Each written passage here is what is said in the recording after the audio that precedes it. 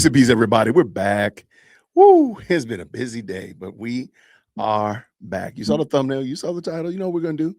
We're going to have a conversation tonight, just a fun, lighthearted conversation about a serious topic, which is the importance of fathers in the home with their children, with their wives, and then also, more specifically, the role of fathers in the lives of their daughters.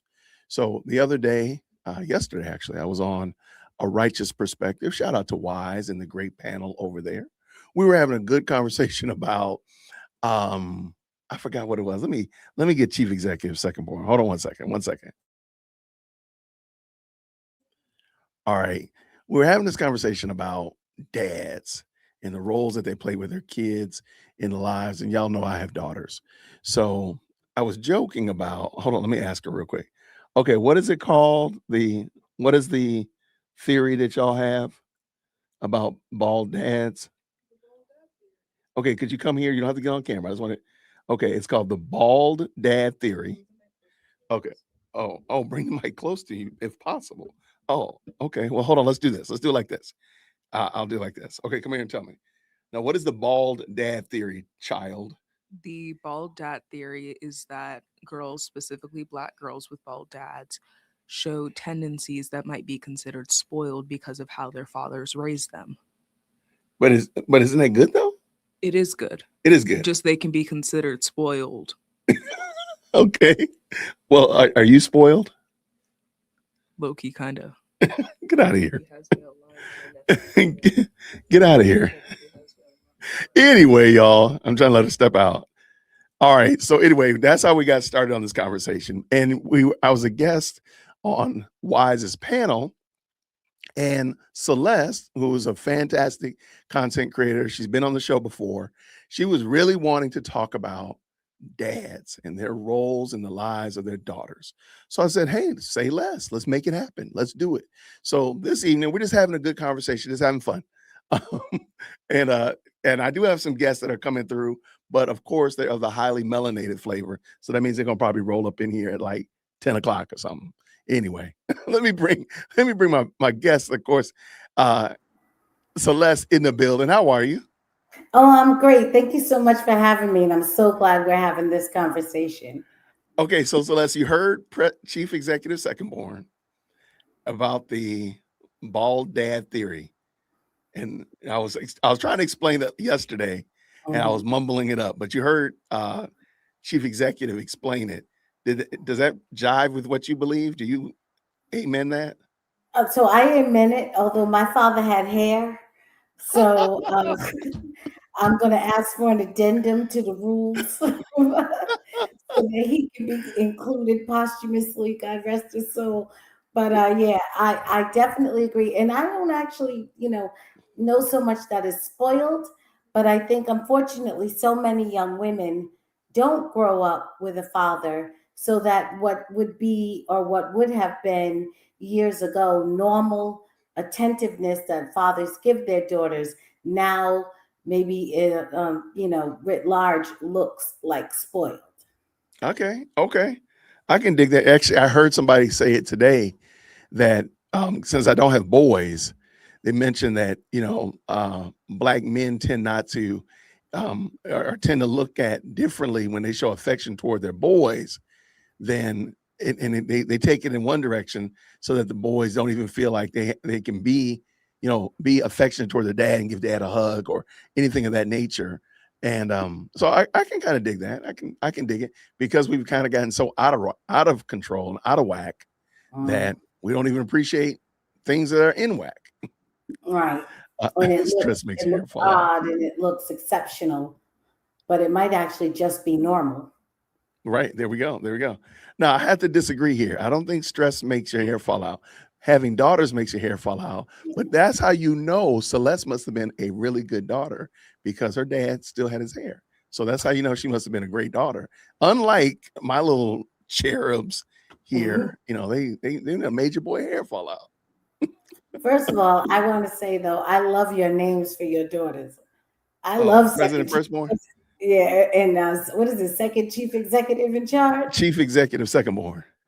Yeah, so they tried to get me into a trick bag one time Dad, who's your favorite daughter? And I said, well, you're my favorite firstborn, and you're my favorite secondborn. There you go. Problem solved. Yeah, And so exactly. another, I wanted to make it sound, I don't know, I think it's my wife was watching one of these little president drama shows. Hmm. And I think I just decided, you know what? I'm gonna just call you President Firstborn. And I just call the other one Chief Executive Secondborn. Okay. Mhm. That's how it all happened. I don't remember what the show was she was watching. I could see it. I don't know. I don't know if it was West Wing or something. Is that the name of a show? Yeah, that is the name of the Maybe that's show. it. Maybe she was. My wife likes that stuff, so she was watching that, and I was like, "Oh, I'll call you President Firstborn, and then Chief Executive Secondborn," and that's how we got here for sure. Hmm. But And that was a very good conversation the other day as well. I oh kind yeah, of that was great. went off into this. So, and I'm trying to stall for my guests, but we'll go ahead and jump in. Now, you had some really good questions that you wanted to. And by the way, this is Celeste Duffy. She's going to facilitate this. So she's talking and interviewing myself and my guests when they come on. But sadly, my guests are of the highly melanated flavor, so you know they got to be late. That'll be the only black joke I make today for Black History Month. That'll be the only black joke I make. But I thought there were some really good questions, some very thoughtful questions. So you can take the lead, young lady. Okay, so I feel like, and part of, like I said, this is part of maybe an extended conversation, which began as a little addendum to a segment. It wasn't even a real segment, just a side note to a segment that then spun out. So we did this, but I think what I was saying at the time was I think that we're so easy to right now in our society to disregard men and to find men as disposable because we really haven't spent enough time thinking about the purpose of men and what men have given us and why they're so valuable to us. So that would be my first question is, what do you think the purpose of men is in general, not in the lives of their daughter, but just men on the planet in general, and what have men given to us, the planet, everyone? I got you.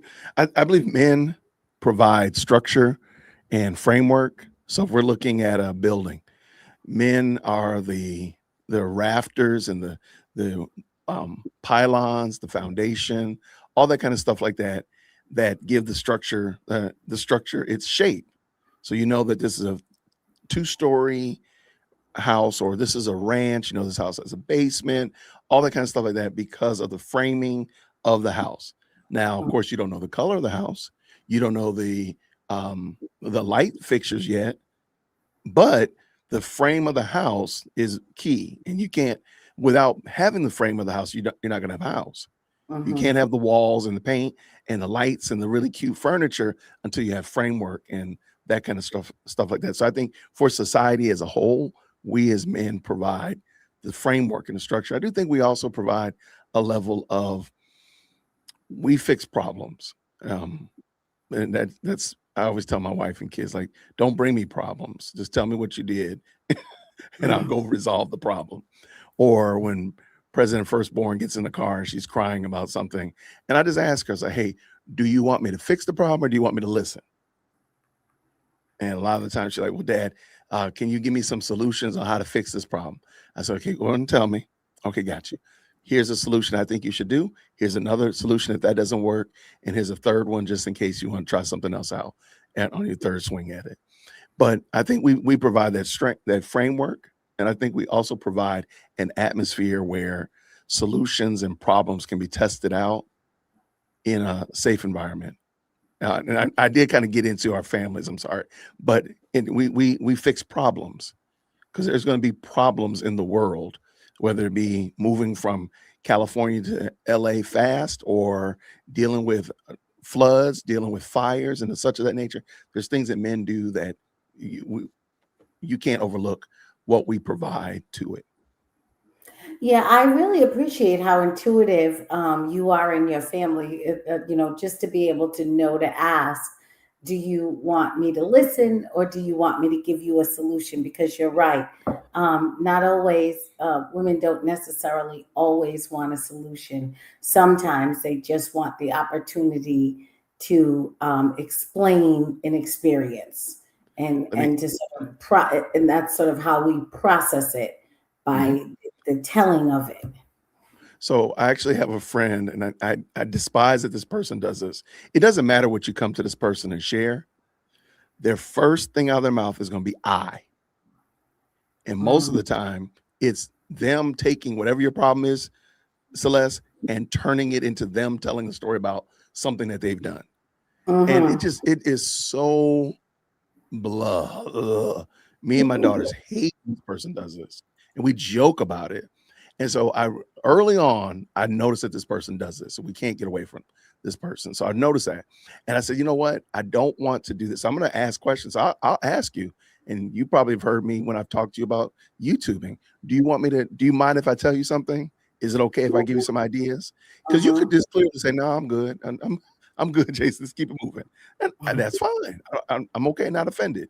I can save this, my free will and this free air that God has given me.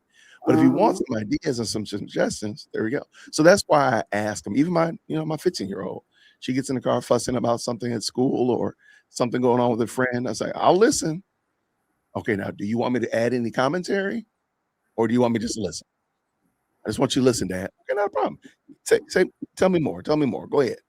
Now, I might not know what she's talking about because I might have checked out. Because when you get to a certain age, you can turn your hearing off. You can turn your ears off. But that's okay. Actively pretending is perfectly fine. It's absolutely, but that's an incredible skill, and I'm sure you find how helpful it is in terms of both you and your daughters and your wife and just other people in your life probably walk away feeling very good about being in conversation with you because you come with that approach. Mm-hmm. And I just want to add this right here. I don't think all of it is always complaining and unhealthy. Sometimes people just want to vent. And I recognize, and I could be wrong in this, Mike. I do appreciate the comment. Sometimes my girls just want to vent. They just want to talk. They like talking. Oh my gosh, they like talking. I don't know where they got it from. They must have got it from their mama. They like talking. They like to yap. And sometimes you just let them go, man. I just let them talk. That's fine. Go ahead and talk. Because you know what? You're talking to me, and you're not talking to some beanhead little boy. So I'm gonna go with that. I'll take that for 200. You know what I mean? So, interestingly enough, they've done studies on that, on women and talking. And I think what they found is that on average, men use about 4,000 to 6,000 words per day, and women use like 35,000 words per day. With Gus up to 50. With Gus up to 50. Yeah, absolutely. So, and part of that, like I was saying, obviously some of those 35 words are talk for talk's sake. They're not about solving a problem. They're not about whatever. But a lot of it is processing. A lot of it is this is how I understand what is happening to me, what I'm thinking about, what I feel about it. A lot of the way we learn to process that is through talking. So there's been well before we go too much further, because I like talking to you, but even though my friend, my highly melanated brother who's late, y'all just go ahead and put Virgil in the chat. Y'all just go and type Virgil, because Virgil Black. Y'all know Virgil Black. You knew you was gonna get it, bro. You knew. I already knew. When the clock hit 8 o'clock, you was gonna get it. You was like, oh man, I'm about to get it. I already knew. This Arizona traffic, man, had me, it was, Boy, you used to live here in Atlanta, bro. Look, Arizona should be a piece of cake. No, it is a piece of cake compared to Atlanta, no doubt about that. So, Celeste, this is my very good friend, Virgil Walker. Hey, Miss Celeste. Excellent Substack content creator. I'm sorry, go ahead. Earlier on Harmony. Oh, praise God. Yes. That was a fun episode. It was very good, and I very much appreciated your comments. So I feel very honored to be on with you tonight. The honor's mine. Thanks so much. So Virgil, we were just having a conversation about the role that men hold in the family, niching down to our daughters, because you have a son and a daughter. Yes, two sons and one daughter. Yep. Okay, there we go. Yeah, I'm sorry. I have two daughters, and so we were having this conversation. And matter of fact, Virgil, you might be able to amen this. There's a theory that my daughters have come up with. It's called the bald dad theory, that girls who are raised by dads who are bald, particularly black dads, tend to be spoiled or have some very traditional viewpoints and such like that. See, my kids are not crazy. Yeah, I don't know what the baldness has to do with it, but yeah, and in this household, that's definitely the case. So I concur. Well, there you go. See, we got amen. So Celeste is moderating this conversation. I got a couple other guests that are going to pop in later on. We'll dog them out too. Good. But if you want to, Virgil, I'm sorry, Celeste, if you would like to maybe pose your original question to Virgil, see where he lands with that. Yes. So the first one, and just from your conversation, Virgil, now I have another one. But we were talking in general, and I was just thinking about a framework and a foundation to kind of start to set the table. And the question was, beyond being fathers to daughters and fathers to sons as well, what, in fact, do you think is the value of men writ large for a society? This came about because there was a conversation on ARP yesterday where, we were sort of saying part of the reason we think men are so disposable in society is because we don't spend enough time talking about what men do, what their purpose is, and what value they add to all of us. Oh, that's great. Yeah, that's fantastic. I mean, one of the things that's been studied incredibly well is the absence of fathers, right? And so there's all kinds of studies that have been done to show that, how the children fare as a result, right? The negative, everything negative from a standpoint with boys, with greater violence, a lot less involvement with school, grades that are lower, crime that's committed as a result, anger and outrage, all kinds of negative repercussions as a result of an absent father. I would even argue that because of the fact that those men, young boys, are being raised by mothers, that they pick up a lot of the feminine traits, which are not helpful in a boy, in that they're more prone to emotional outbursts, and emotional responses. When you combine that with the strength of a young man, growing from boy to manhood, that's incredibly dangerous. It results in a lot of the violent outbursts that you see in our culture that are really problematic. For girls, the same is true. It usually lends itself to greater levels of promiscuity, opportunities for sexual violence within families because there's no protection, there's no oversight there. Their promiscuity in that they're looking for not the sexuality as much per se, but what they're looking for is validation. And so they receive that through that kind of means as well. The other thing that happens often is they choose poorly as far as choosing and looking for mates or men that they end up connecting to, and then finally, early pregnancy, and which is the precursor to poverty, right? Having a child out of wedlock, precursor to poverty. I mean, it's just an endless cycle. So from that standpoint, I mean, there's a lot of impact on children as it relates to society and the like. I think you're right. The feminized culture in which we live has really thrown away, or at least have marginalized to some degree the importance of masculinity writ large, and of men who are willing to marry a woman, live in the covenant of marriage, and be responsible citizens. So yeah, I mean, there's a lot of implications, repercussions as a result of what we're seeing as women taking leadership, deciding I don't need no man, and the like. And for us as melanated people, we see the impact of this in our culture to a much larger degree than any other, because I think we other cultures don't marginalize their men, or at least in their language, in their decision making. They don't marginalize their men in the same way that many in Black America, and in particularly hip hop culture, if you want to call it Black culture, happen to do. Wow. You know what? That was, and I don't want to cut you off, Celeste, but that was right on the money. Thank you, Virgil. There's a good reason why we had you come in here.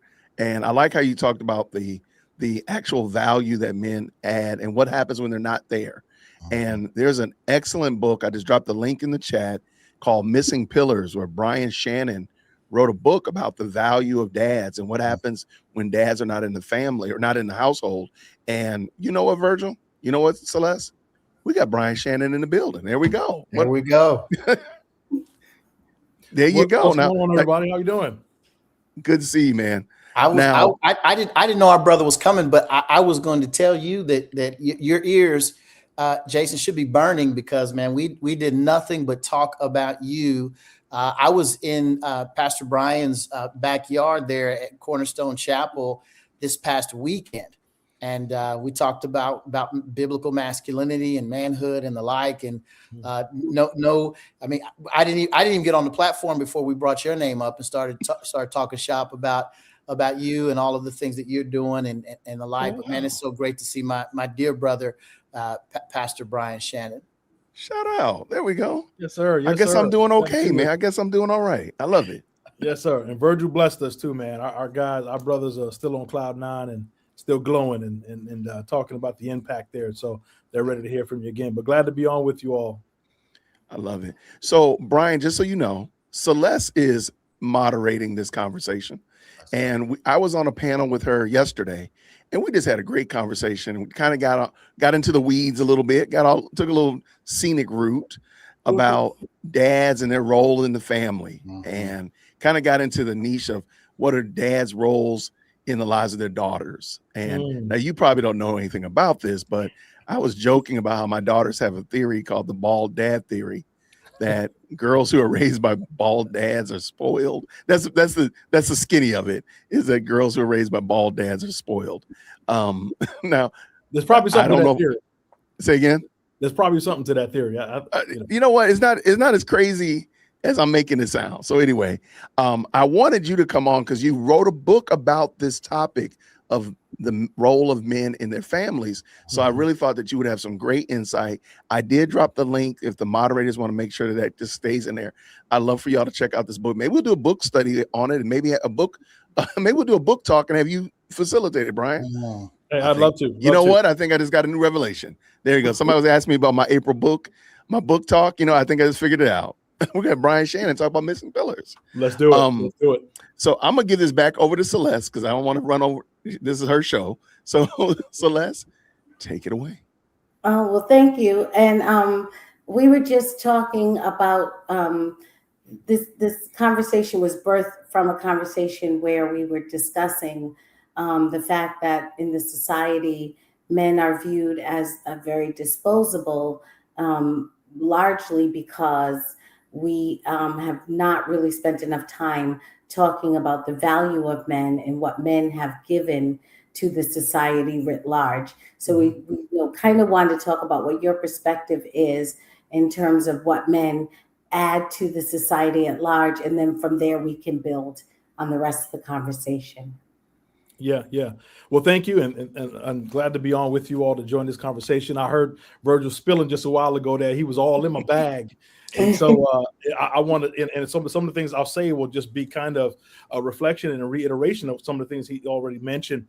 But if I go back, so I run a weekly Bible study with our men's ministry, and we have about 100 guys. And that's not to boast who we are, what have you, but just it speaks to the fact of the hunger that's there and the desire for men to know what the Word of God says to men about our role, right, in the family, in society, and so forth. And I speak to our guys about what we call the 4 Ps. And most of us have heard these things, right?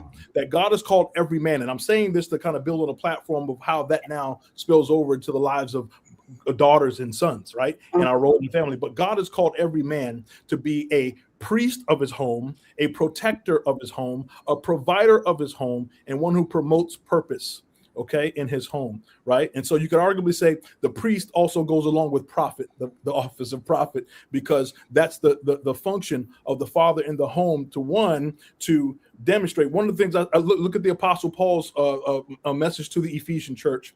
He says, fathers, do not provoke your children to anger, lest they be discouraged. He says, but rather raise them and rear them in the fear and admonition of the Lord. That tells me two things: that the father's role in the home, number one, is to both teach and model how to balance the emotional thermostat of the home. That's good. Because you can sway a child's anger or encouragement. And so how can you sway your children to anger? There's a few ways you can do that, right? So one of the ways you can invoke your children to anger is by being absent. An absent father in the life of a child will breed anger because they're frustrated, they're disappointed, they're discouraged, they're afraid. So that breeds a disequilibrium of the emotional environment. They're afraid. So that's fear in the absence of a father in the home. They're like, listen, I feel unprotected. They don't know how to articulate that necessarily, but they feel unprotected. I was a school vice principal for 20 years in the school system. And I'm going to tell you something. When I came into a cafeteria, I ran it. When I went down my hallways, I ran it. When I came into a classroom, kids straightened up because I came in as a protector, as one who provided stability, as one who provided structure, as one who provided accountability, and children responded to it. When I resigned from my position, children would come to me and say, Mr. Shannon, I'm afraid going into next year because I don't know who's going to run these hallways and run this cafeteria, because when you're here, we feel safe. Because I don't let a bunch of junk go on. And so that's the thing that a father should be bringing to a table, that he's not going to allow a bunch of junk. He's there to stabilize the environment emotionally. So women and men have a different sort of orientation when it comes to emotion. I think we all know that, right? There's a complementarian truth, in fact, and factual understanding of how men operate and women operate. And it's not necessarily wrong or right what I'm saying down to, when we look at it from the God standpoint of how he created us. I'm not talking about a right or wrong situation here, but it's just that I'm different from my wife and my children know it. My wife knows it. And so when my wife sees the world through the lens through which God created her and oriented her, she knows that my children know that it's different. And if my children only saw life through my wife's eyes, they would have a very lopsided view of how to see the world, because they would approach the world in a way that says, I'm going to see it from a particular type of orientation. And they're going to begin to approach it with a pattern that reflects their mother, both my son and my daughter. Right. But because I'm in the home, I have a different approach that balances my wife. I'm not better than my wife. I balance my wife in such a way that my children have a different way to approach and see life. I tell my men in my Bible studies, I said, when I'm ministering to them, I said, listen, your job in the home is to be an emotional thermostat, not an emotional thermometer. Thermometer just blend in and do whatever. You're there to set the temperature and set the tone. That is an excellent answer. And we have as we move along, we're going to talk a little bit more about that balance. So thank you for sort of introducing and teasing that idea right now. But you brought up something when you were talking about the 4 Ps, and much is made mostly specifically of 2 of the 4 of the Ps. And I'm not saying they're more important, but they are more discussed. And that is the providing and the protecting. And I think if everyone says that, women say it, men will say, I'm supposed to provide and protect. You ask a woman what kind of man she wants one who will provide and protect. But very few people, if you ask them, what does that mean? What does that actually look like? Very few of everyone says they want it, but very few can say exactly what it is or exactly what it would look like in their life and in their home. Can you help us get more clarity on that? And I'm gonna start, if I can. I'll go counterclock. I'll go Jason and Virgil, and then you, Brian, if that's okay. I think providing, of course, we could say providing, and you did say what is provision in the home, right? Providing, okay. Well, of course, that could be the paycheck. That could be the going out, slaying it, bringing it home every day. That could be it. But I think also providing an atmosphere, as Brian said, that thermostat. I'm gonna run with that. So just know that one's gonna get lifted. It's been Yes. lifted and is now mine. As I always say, it's been lifted, my brother. But you also, you provide the vision for the home. You provide understanding for how we're going to deal with situations and problems. You provide, I provide, because I got some emotional wrecks here sometimes. So I provide the emotional clarity, like, okay, reach up, grab your emotions, pull them back down, take a deep breath, calm down. Now explain. Because otherwise, yesterday, chief executive, second born, and my wife had a little falling out before she left for school. So she's in the car and she has to drive to school every day because she's going to get her license next month. So you have to drive every day. You're driving me all the time. So I'm like, no, but you got to calm down, baby, because you can't be, because you ain't killing me. Get your emotions under control. Get them together. Pray. And now let's drive. And so I think we provide more than just a paycheck. And I think that's part of this culture's missing element, is that they look at men as only a paycheck. But we provide way more. And of course, there are bad actors. There are not men. There are men out here who don't do what they're supposed to do. So we can talk about them for 2 days straight. We're talking about men that do what they're supposed to do. So we're not talking about men that are absentee. We're not talking about men that are out here doing whatever. We're talking about men that, and a lot of the reason why they're doing for whatever is because they ain't have an example beforehand. Right. But I digress. So that would be my answer to your question. We provide more than just a paycheck. We provide that environment in the home where they can try things out. They can try out their skills. They can get themselves under control and go out into the world and do what they're supposed to do. Virgil. Yeah, I'll add this, and man, I can't wait to hear what Pastor Brian has to share about this, given he's written so eloquently about it in his book. But I think all of what Jason said, I would add to that a couple of ideas and thoughts in this space, and those are these. One, when it comes to provision, I think it's important for young men to recognize that there's a lot to that. I remember kind of when I was in the dating phase with my wife, I thought about what it meant for her to become my wife, and what that meant for me from a standpoint of needing to be able to provide financially, right? What does that look like for me to care for her? And to ensure that she has what she needs. We were dual income, at the time until we had kids. And so, how could I take care of a larger majority of our bills to ensure that we were taken care of? That looks different. It looks differently from, the time when it's just the two of us to the point at which there are kids involved, right? That's a different level, different layer of provision. But here's the crazy thing that I've been noticing, and as of late, I hear a lot of women say, "Hey, he needs to be, six figures, be 6 foot tall and have 6-pack abs and all of that." And I, as a guy who's 5'6", I get it, I understand it, but I never thought that counted me out of the equation. That said, I see women talk a big game, but at the end of the day, many of them end up getting with these kind of poop butt men, these cats that aren't really doing much of anything, guys that are living with the woman, right? Guys that are shacking up with their girl, guys that don't have their own place, don't have their own space. Some of them don't have their own car. And because the woman is so desperate for attention, she's willing to just kind of abandon all of what she's thought about. Now, the 6 figures, the 6 foot, the 6-pack abs, that's ideal. But most women are not really aiming at that target. The vast majority of them get with these guys who really are planning to take advantage of them, who could finesse them. And then they're angry at all of the good men because they feel like, ain't no man out there no good. And that I think that's really a problem.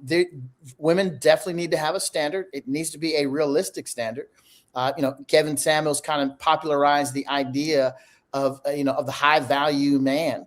I think that goes beyond provision. That goes beyond providing. I get it. I've been a 6-figure guy. Make good money. Even now, but that said, that's not all that we bring, right? Jason really laid it out well. I thought there's wisdom that we provide.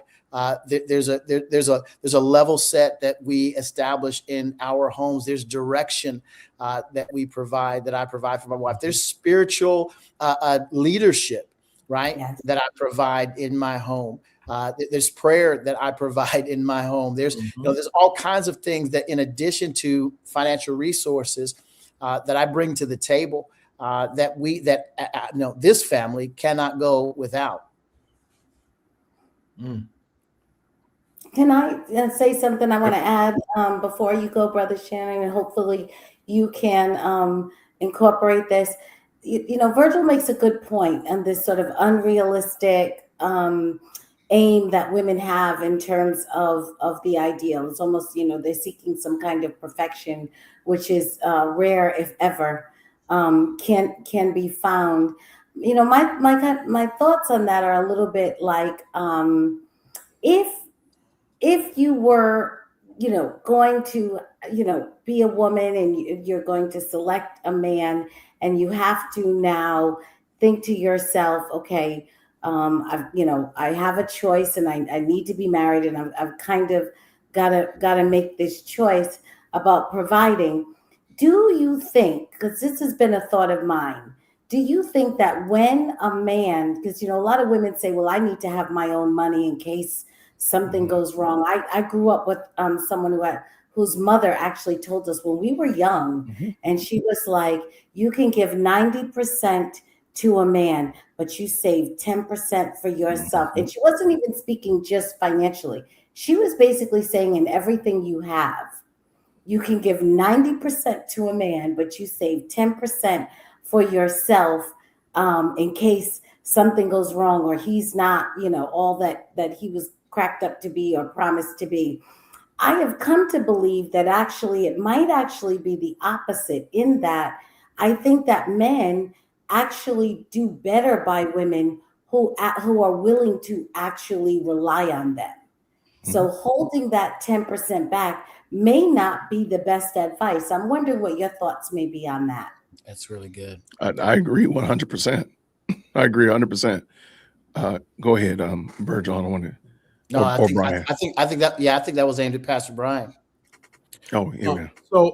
So I guess I'm trying to understand the nature of kind of where that comes from. And to me, it's to tell you what it sounds like. It sounds like let me operate in fear to hold back something for myself just in case this doesn't work. And I don't believe God calls us to operate that way. Right. But I think what a man provides, what a man should be providing, a man in the home. Because if you ask any woman, women in the world point to the financial resource provision, right? Women in the world is like, oh, I need this, I need that, because they're looking to a lifestyle. They want a lifestyle supported. It has nothing to do with what that man provides for her through emotional support. It has nothing to do with what that man provides her through the support of their children. That has nothing to do with what a man provides in terms of spiritual support in the home. It has nothing to do with how a man sets the tone and leads the family. So if you're a woman who's satisfied with just resources, you say, hey, if I got $1 million, I'm good, and you don't want none of those other things. I think you're jaded. I think you're confused. I think that that you're really not realistic, because at the end of the day, every real woman who's been in a relationship will actually tell you, go look at Hollywood. Look at the entertainment industry. These are people who have millions upon millions of dollars, but why are they still not happy? Because the other things that they're wanting to have provided for them? Emotional support. You know what the Bible says? The Bible says, husbands, dwell with your wives according to knowledge. Dwell with them in an understanding way. They need somebody dwelling with them understanding. Now, I'll tell you what, I'll be the first to tell you that I'm married 27 years. And I'm continuing to learn what that means. So I haven't perfected that, right? I would love to lean on one of my brothers there. If you have, Virgil and Jay Witt. I only got 24, man. I got 24. I don't know what I'm doing. Wife in an understanding way. I'd love to sit with you a little bit more, but I'm figuring it out in 27 years. I think I'm getting a little bit better as I lean on the Lord. But a woman will tell you that one of the things that she would want somebody to provide her after living a little bit is emotional support and somebody to dwell with her in an understanding way, because God had an idea when he said that. Okay. And so I think the part of provision that we're really looking for is a stability in the home, a man who's there, a man who's present. You know, one of the things I talk about in my book is that the father that we all want is a present, active, consistent father. Yes. And so I think that could apply to both a husband and a father, a present, active, consistent father. Who will be the first to tell you that a paycheck is sufficient? There's nobody on the planet who's been in any kind of relationship for any degree of time who will tell you that the paycheck is just sufficient. They make millions of dollars and all they do is send the paycheck. They are miserable. They are miserable. And so one of the things that a man should be providing, and I'll land the plane here with this, to borrow from my brother Verge right there in his vernacular. But that stability, that present, active, consistent stability in the home, a man who gives time and sacrifice. Here's what the Bible says about a man and a husband. He says, husband, love your wives as Christ loved the church. How did Christ love the church? He loved the church sacrificially. And yes, brothers, I'm still learning how to do that, right? Leaning on the Lord by the filling of the Holy Spirit and God's word to learn more and more how to do that and what that means, right? Loving her sacrificially in that he gave of himself for her, gave of himself for his church, his bride. And so my wife will tell you, and our wives will tell you who've been married any degree of time, they'll tell you, I want time from my husband. I want support emotionally from my husband. She's like, listen, I need a sounding board, someone who will hear my heart, right? And love translates that way in our wives, okay? And so as I'm learning how to be the husband that God has called me to be, to die to myself and to be sacrificial, I'm learning to be present, more present, active, consistent in the life of my daughter. When my daughter's talking, I don't care what it is. I'm learning to die to myself and just put aside whatever the game is on, whatever highlights, whatever newsreel I'm looking at, whatever, podcast I'm looking at. Hey, tell me about that, honey. Tell me. Okay. And I'm trying to listen because that's what they really want from me at the end of the day. Yes, I provide food on the table. I got a house and roof over the head. I put clothes on their backs. However, they want me to be present, active, and consistent. That's one of the biggest things that a father can provide in addition to the resources that we bring. So, you all touched on this a little bit in terms of when you were saying earlier, Jason was talking about, kind of what men bring to the society is a structure. And he talked about, how you build your home, similarly to how you build a house, because you frame it, you have foundation, you do all the things that set the structure. And that's what actually allows the house to stand, is that it has a solid structure. And I want to think about that in terms of, if you think of a structure, it's kind of also akin to boundaries, and in terms of setting boundaries. But before I think we can really talk about boundaries, I would be interested to know, in terms of your home and your family, specifically with your children, because boundary setting with children, do you set boundaries differently based on the sex of your children? So do you have different boundaries for your girls than you have for your boys? That's a good question. I'm going to let them think, because they actually have boys and girls. I only have girls. Yeah, but so you could say what you would do. Right. And it's a joke whenever somebody has like a infant boy. Like, matter of fact, a friend of mine got married 2 weeks ago, and his sister, they have a little guy. And as soon as I saw Angie, this is my first time seeing her in a long time, her and her husband, I took Sebastian, and Sebastian was all about me. And he stayed with me the whole time. And Terry was like, you want me to get him? I'm like, no, man, Sebastian's good. We're golden. And so my girls are always theorizing, like, what would dad be if he had boys? This is what he wants. This is what he wants. I was over there trying to trade him. I say, hey, I'll take Sebastian, and you can take chief executive second born. I'm like, look, she almost ready to drive. She almost out of the house. You can have her. But I do think that some of the rules that I have for them would be different, because if I had sons, I kind of know what they're going to have to deal with in life. And I know, I did some dumb stuff when I was a kid. Belinda and James let me get away with some pure, unadulterated foolishness. I learned from that foolishness. I bumped my head a whole lot, and because they allowed me to get do stuff. Now, I don't know if I probably wouldn't let my boys do some of the stuff that I got away with, but I do think that they would have more latitude if I had two boys than these two girls I have right now, because I don't know. I just look. I see them differently. So that's how I probably would have handled it if I had two boys. But y'all have mix. So I like to hear what y'all got to say. But that's probably what I would have done. Yeah, I'll jump in here and say, rules. I don't know that the rules were different. They had a curfew. They didn't get cell phones until they were 18. Try that nowadays. But that was kind of the rule. We've got, my wife and I, 30 years of marriage, and all the kids are pretty much out of the house. I've still got one who's with us here in Phoenix. He came from Michigan, and so I'm anticipating him, coming through the door at any time from work. Wow. But that said, there weren't different rules, but we treated them different on the basis of need, right? Some of them needed a more firm hand, and so they got that, right? So my daughter was more, she was more acquiescent, more submitted, more, she was more of a people pleaser. And so, we didn't have to go all in with her. My boys, they were crazy, and off the chain, and I had to lock it down. And so, they because of the choices that they made that were outside of the boundaries that we provided, there were consequences to those. And those looked very different for them because of their disobedience than it did for my daughter, who made the decision to obey. But also, I'll say this: different kids are different. And they require kind of different approaches. But in addition to that, one of the things that we learned, and it could be just unique to the Walker clan, the Walker household, is different times required different measures, right? When they were younger, it was easy to kind of rein them in. As they got older, that became more of a challenge. My daughter, who was very compliant all during her growing up years, gets out of the home, and then as an adult kind of switches the script switches, and now she's doing things that we would not approve of, but she's outside of the home.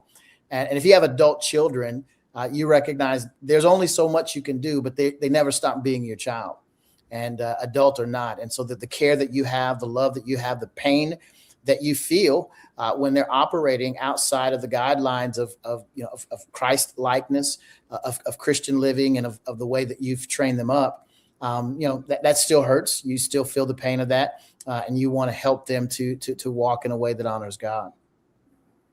I love it. So there was the comedian Damon Wayans.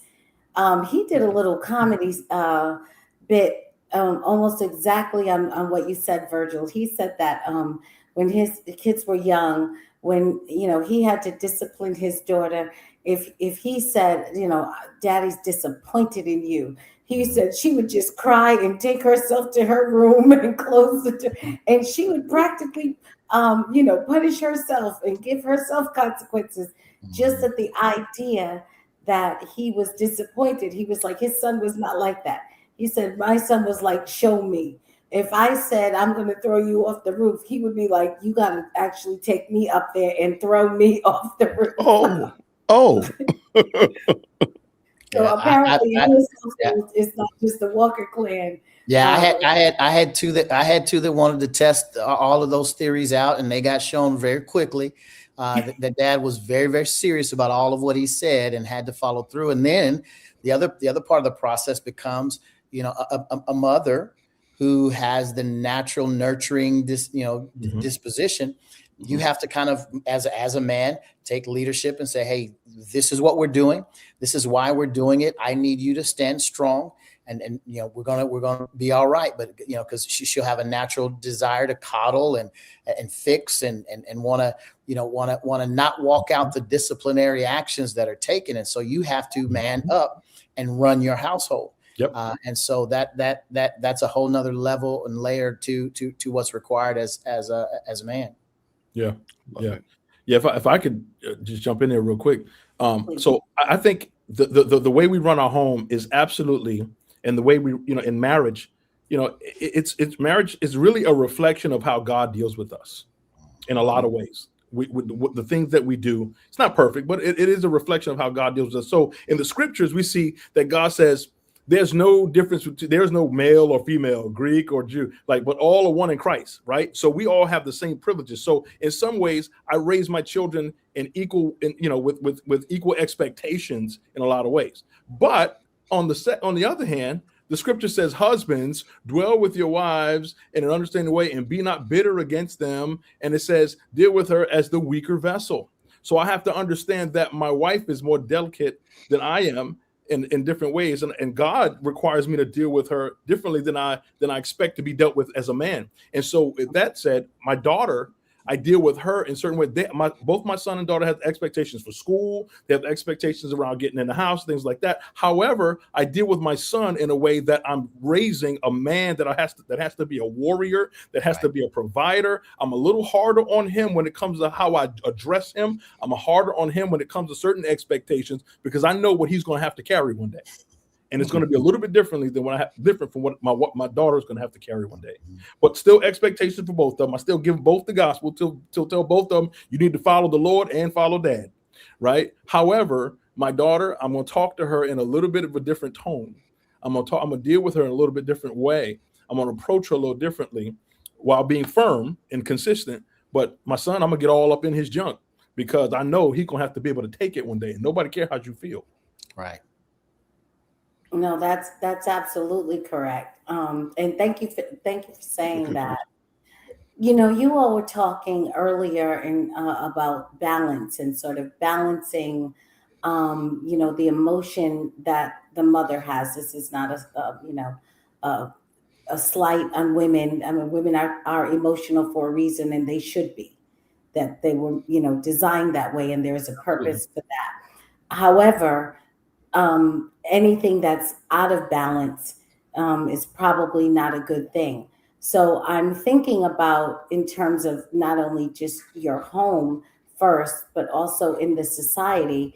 I think, Virgil, you said that we are in a feminized society, which suggests to me that you think it is out of balance and it is probably far more emotional than it should be. So my question here is, if that is the case, and if you all agree that is the case, what are some of the consequences when you have let's say, a highly emotional, highly feminized, over estrogenated, if you will, society? What does that do? What does that do for us? How is that? It doesn't seem like it's helping us, but how is it harming us? Feel free, anybody jump in. Okay. Can I just lead with this? And maybe I'll just throw this out there. And brothers, you fill in some meat on the bones here. But let me read you Isaiah chapter 3, verse 8, if I could. Okay. Mm-hmm. So let's take our cue from Israel of old. The scripture said, God is speaking to the prophet. He says, Jerusalem, you stumbled, and Judah is fallen. Why are they fallen and they've stumbled? Because they've gotten out of order. They've forsaken the law of God. The priests have gotten out of position. They're not doing the things that God has set forth as expectations for the home, the temple, the tabernacle, the service of the Lord, and the nation. So here's what he says happens. He says, because your tongue and their doings are against the Lord, to provoke the eyes of his glory, the look on their countenance witnesses against them, and they declare their sin like Sodom. They're boasting in what should be their shame, right? He says, here's what happens. Wow. They do not hide it. Woe to their souls, for they have brought evil upon themselves. Say to the righteous that it shall be well with them, for they shall eat the fruit of their doings. Woe to the wicked, it shall be ill with him, for the reward of his hand shall be given. As for my people, children are their oppressors. Children are their oppressors, and women rule over them. O my people, those who lead you cause you to go astray and destroy the way of your paths. What is God saying to us and saying to us through Israel of old? He's warning us when we get off track, when we boast in what should be our shame, when we tell God, take a hike, and the doings and the things that we are commanded to do, he says, okay, I'm going to show you. Your home will be out of order. You will be afraid of your own children. Paul would say this in the New Testament epistles. It will say this, that in the last days, what will happen because of sin is that children would rise up and be murderers of fathers and murderers of mothers. I can't say anything but amen. All I'm going to do is just encourage you. If you want to check Brian's homework, you want to make sure he's doing the right thing, just go on YouTube and do a search for body cam footage. You will be quickly converted that, yeah, or just do a Google search of the news out of Chicago. There you go. That's all you need. That's all you need. And by the way, I'm not just a supporter of Brian Shannon. I'm also a book reader. Just want to make sure you know this. I said, let me grab my book and do that old Hair Club for Men story. And But everybody no, needs to be ready for the book talk. So yeah, I'm ready. I'm ready for the book talk. I like that. We're gonna do that one. All right, go ahead. I concur with all that's been said. I shared with the men this past weekend while I was with Pastor Brian there at Cornerstone. What happens with a feminized society? It's no less than what both men have just articulated. I kind of walk through the fact that what we see in our culture are feminized judges, right? Women who've gotten onto the bench, and as a result, the sentences that they provide are lenient. Why? Because women by nature are definitely more empathizing, more nurturing, more caring, and then as a result, they give weaker sentencing or no sentencing at all. And what does that do? That leaves criminals who are now out menacing society. Someone is going to pay. And usually, unfortunately, when a culture has been feminized, specifically in judicial systems like that, what happens is innocent people become the victims of those kinds of situations. I talked about feminized advocates who are marching in the streets of Minneapolis. Right, these women who their natural nurturing and empathetic disposition has them outside of their homes where they should be caring for their children and those under their care within their home are now outside of their home into the streets. Why? Because they're expressing empathy toward who they believe to be othered, right? Those illegal aliens, illegal criminals who are within their cities, these sanctuary cities. And so now, rather than rightly establishing order and understanding that empathy belongs in the home, it's out in the street corners, and it's doing more harm than any good that comes from it. I talked about feminized professors in institutions, in schools and universities, who, because of their nurturing care for children, who young people in particular, who they don't want to see harmed, establish safe spaces for these kids so that they don't hear anything that disrupts them or causes them to be triggered in any way. And then as a result, they protect these individuals, call any dissension hate speech or a microaggression and create problems. I mean, you look in the universities right now, universities are somewhere between the 70 and 80% marker for either women leading departments, leading in professorships, or there are men who are there who have been completely feminized by the culture that they're a part of in those spaces and places. So when feminism leads, it has detrimental impact to even to the point of death. Yes. And we've got to provide right order in society so that our loves are rightly ordered. There is a right order to love, in that you have a love for your household, your family, your husband, your children, those who are in your care, those extended loved ones, and then toward your church, right? And then your love for those who are outside of your church. But there's an order to the love and a process by which you think through specific issues so that order is not that love rather is not out of order. And then you find yourself in the street, really at the risk of your life when it comes to trying to defend criminals against law enforcement. And you know what's interesting about that? If you think about it, if we were not so out of order, it's very unlikely that these women would even be available to do all of this protesting and throwing literally their bodies on the line. Some of them, their children. You're right. Because many of these are women who have either never set up a household, or the household they blew up. And that, I believe, is really the anger that's fueling this. It's made to look like compassion, but it's really anger at the society that they couldn't get it right. And now they're masking it behind oh, see how great I am. But really I think it's kind of a cry for help.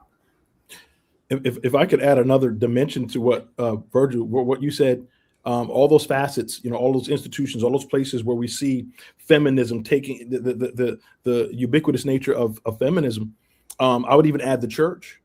When we see churches, listen, there's a reason why the Apostle Paul said, I do not. And again, this is not against women. The biggest thing we can do to protect women is to keep them out of spaces where they should not be in illegitimate spaces of leadership, because that's protection both to them and our society. Well, Paul was said, I do not suffer a woman to teach or to exercise illegitimate authority over men. Right? I do not allow them to do that. The reason why? Because Adam was first formed, then Eve. There's a reason why he goes back to the creative order, right? All up in the message that you preached, Virgil. And so when we talk about the church, listen, I thought about this and I said, is this statement true? Anywhere that I've ever seen a church where a woman calls themselves a pastor, and it's not to say that women are not gifted. That's not to say that God doesn't have a plan for women. But wherever I see a church where there's illegitimate authority of a woman pastor, I've never seen sound doctrine coming out of that church. I never see sound, solid discipleship coming out of that church. And we can look at that very measurably. We can look at the quantitatively to see if that is actually a true statement. And so there's a reason why that's the case. And then in those churches, I see people who begin to take on more liberal ideas, because that was a system, that was a structure that God never set forth to happen, he never set forth ordained. And so anytime we see people, again, any facet of society, particularly the church, and that's where we get our cue, but when it's out of order, there's chaos and people suffer, and namely the people in the pews will suffer because they're going to be led astray by what they see. Because I look at the men in those churches, and I had aunts who were pastors, family members who were females and pastors. And I look at the men in those church and the women in those church. All the women are called to be pastors and evangelists and prophetesses, right? All of them called to do that. And then all of the men are like standoffish, stand back kind of passive guys. Yes. And at work, many of them are feminized and they're taking on feminine characteristics and they're gay. Let me jump in real quick because I just want to make sure to because I see a lot of people jumping into the chat. Thank you so much for jumping in to the best live chat on the internet, and later on in the my ex folks over on X. We are not talking about the jackleg ne'er-do-well men. We're not talking about men that don't do right. We're not talking about the Papa was a Rolling Stone. That's not who we're talking about. We're talking about men that want to do the right thing. Now, are they perfect? Come on now. Are they without problems? Stop it. We're talking about those ones that are at least making the attempt. So when Brian is saying leadership, when Virgil is saying men in their proper places and such of that nature, we're talking about them. We ain't talking about the ne'er-do-wells. So just exclude the ne'er-do-wells from the conversation. So we're not going to add that. Maybe I put a little bug on the bottom saying we're not talking about ne'er-do-wells run across the bottom. We're only talking about those ones that are making the attempt, that recognize that they are going to stand before a holy, just, and righteous God and have to explain about their family. They're going to talk about, this is the woman you gave me, Lord. These are the daughters that you gave me. Yes. And they was just crazy, God. No, that's not going to work. No, that's not going to work. And I do want to say there's something, I'm going to add this to Brian, what you just said, Brian. Earlier, I was talking about, men add structure to the home. They add the framework. They have the frame.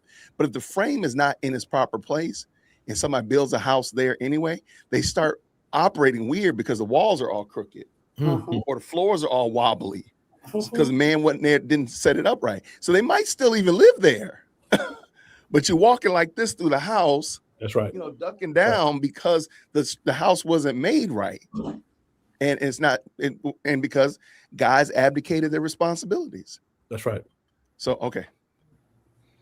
So I want to get into a little bit of a hot topic now that you all have kind of set a clear foundation. So I want to go to your children and I want to go to dating. So my question about that is, so let's assume we've made it through sort of the, early childhood and that kind of, and we're moving now into late adolescence and into early adulthood when it's really time to start thinking about, how you're going to live as an adult woman or as an adult man.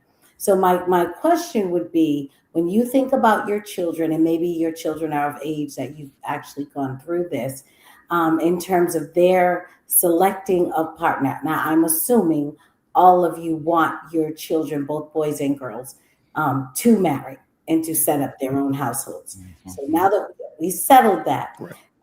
how much of that process do you think that you would like to be involved with both your daughters and your son? Will you be selecting for them? Will you be introducing them and acting almost as a surrogate sort of matchmaker? Are they allowed to select for themselves, but you have the final word? How are you approaching that? I think a lot of people who want that for their children, and I'm going to tell you, I have friends of mine, very good friends of mine, close friends, some married, some not, have children, specifically their daughters, very much want their daughters to get married, and they're either late in high school or sort of early in the college experience, and they want their daughters to get married. And I find it very interesting because they are raising their daughters in places that statistically have the least likely option for their daughters to marry, and they don't know this. I should let you know, most of my friends are very liberal. So you're raising your child in a place that's very antithetical to family and marriage and the characteristics that would be needed to have a happy, healthy marriage. But they all want that, but they don't.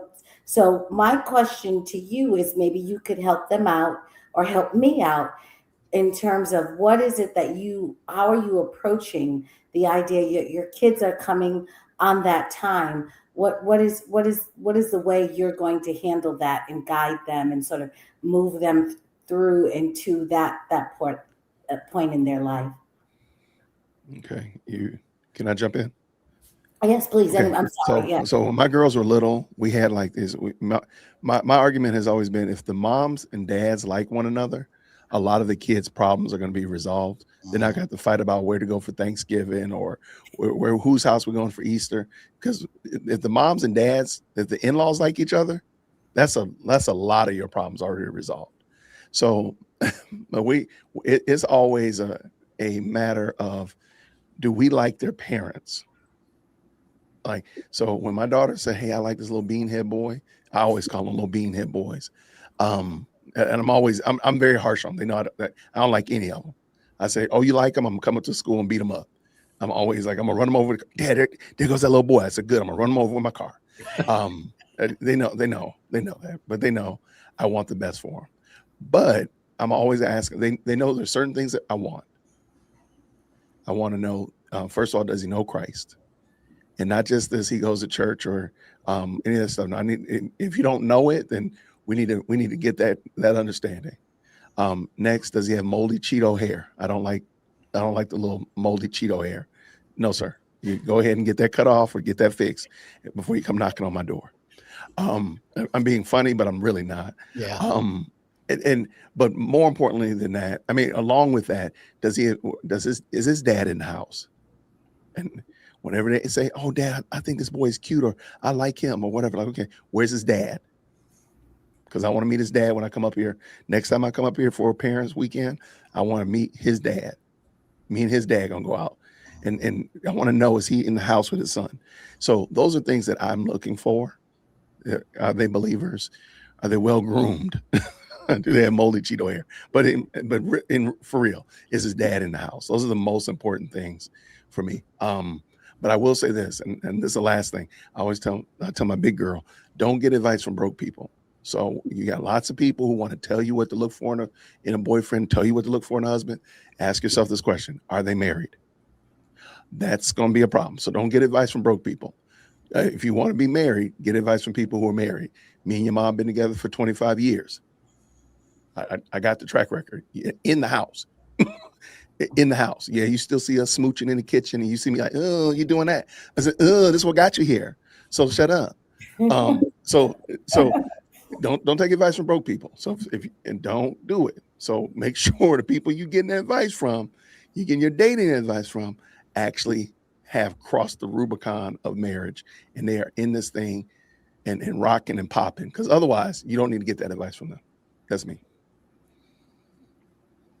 Yeah, I'll tell you what, like what's important for me is my daughter's 16. And so for the last, well, really since she was little, like 1-2 years old, I've been dating my daughter. Okay. We go to father-daughter dates, father-daughter ball, father-daughter date night. I'm like, hey Ryan, let's go out to dinner. So I'll take her to a favorite spot, and I take key opportunities not to kind of give her a big spillover and a big over talk, but I take key opportunities to drop little nuggets to her about relationship and to demonstrate to her what it should look like. And so I'm praying that I'm using those opportunities as wisely as I can until she gets to that place where she's getting serious about somebody.